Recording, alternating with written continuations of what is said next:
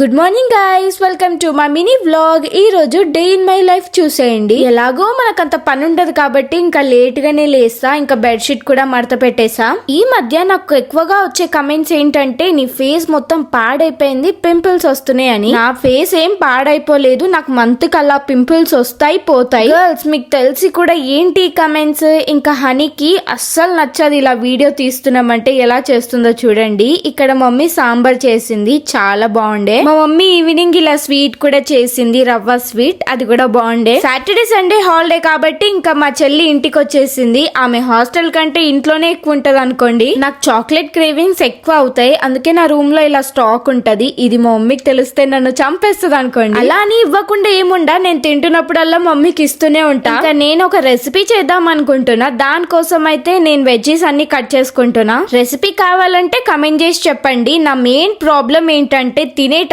ఇలా మొత్తం బ్రేసెస్ లో ఇరుకుతుంది అనమాట, పిచ్చి లేస్తుంది. నేను చెల్లి తమ్ముడు కలిసి ఇక్కడ హనీతో ఆడుకుంటున్నాం. ఇంకా దాంతో అయితే ఫుల్ టైం పాస్ అవుతుంది మాకు. మా హనీ అయితే లేడీ డాన్, అందరి మీద అటాక్ చేస్తుంది. దానికి ఫుల్ కోపం వస్తుంది, ఎందుకంటే అమ్మాయి కదా. ఇంకా మంచి వ్లాగ్ లో కలుద్దాం, బై బాయ్.